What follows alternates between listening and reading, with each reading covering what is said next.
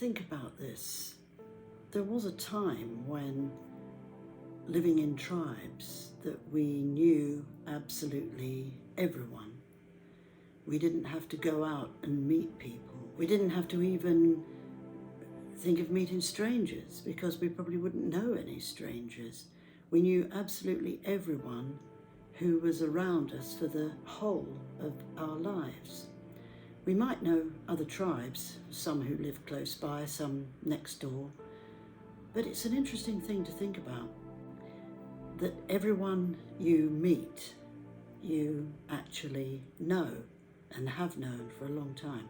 How different that is if you compare it to what we have to do today when we have to go out and we just walk out the door and there can be strangers walking up and down. It's a very, very different world from the one it used to be. And that world, the one it used to be, lasted for thousands and thousands of years.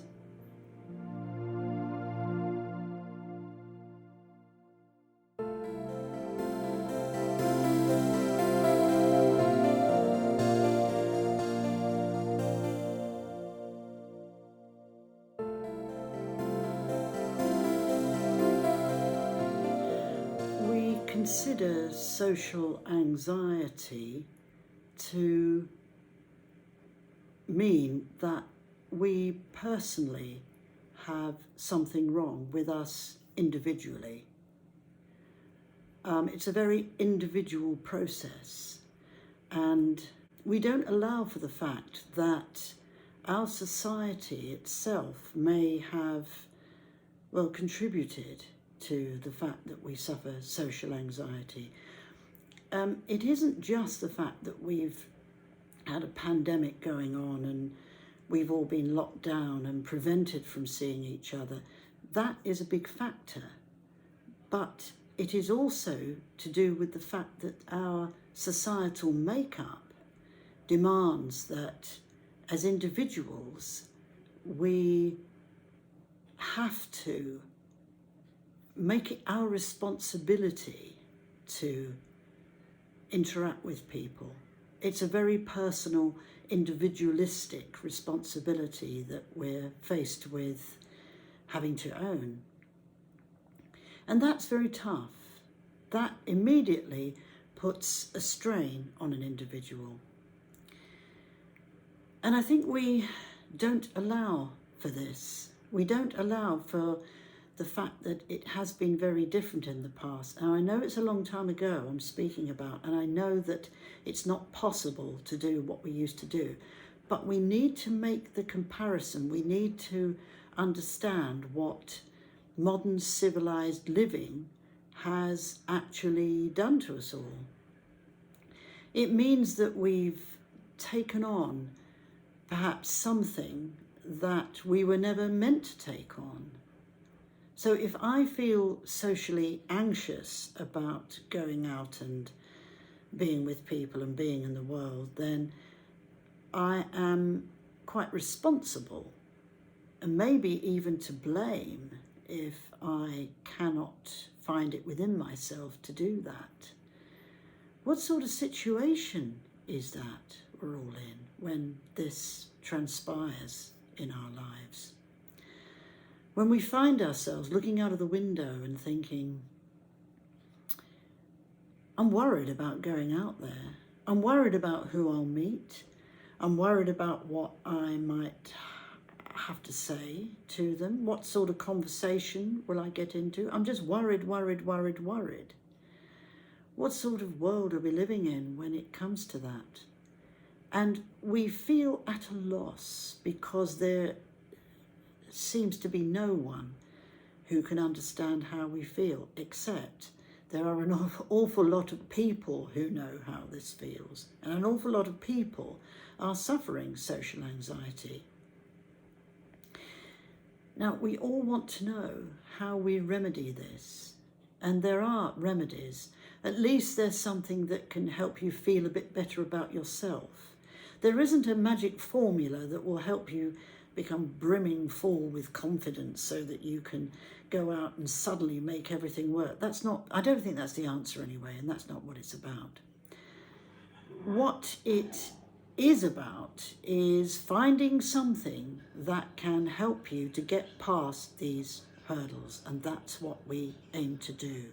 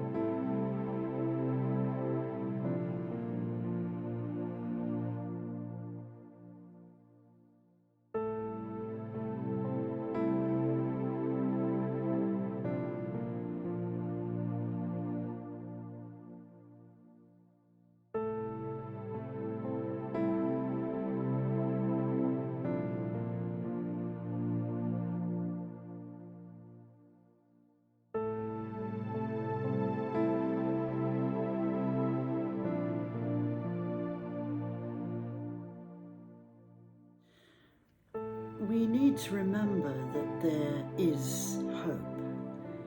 There's hope for anybody who is suffering from social anxiety. We just have to approach the idea that we find socializing very difficult with a new perspective, and a perspective that is natural. We can turn to the natural world and what the natural world impresses us with for the answers. And this is something that I have been thinking about for a long, long time, especially as I have a lot of contact with people who suffer in this way. And of course, we're all suffering even more now that COVID has appeared. But there is a way out, because you are not an oddity. Most of the time, you are just trying to contend with what this world is giving you.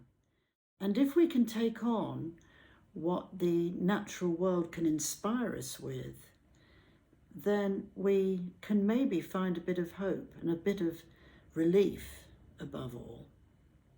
We can step out of the rut that we might find we are getting into, and that's what we've got to be careful about. The deeper we go into this, the more difficult it will be to find our way out, but we have to find the right way out. There are many remedies, there are many ideas that people can have about how you can approach this, but I take the natural world viewpoint. I also draw from the other world. I draw from ancient culture, and I think that is one of the best things we can do. You can use your imagination very easily to help manage social anxiety.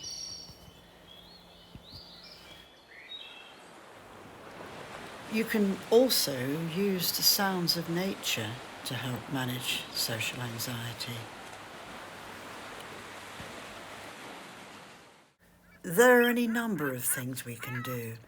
The feeling of your feet in wet sand, for example. The sound of seabirds even. Lying on the earth or in the autumn leaves can be very soothing. Or taking a walk through trees, preferably a longer walk rather than a shorter one. Taking some time to watch the sun rise or watch the sun set. It can be a very ancient and calming process to do that. It's something all of our ancient ancestors would have done long ago.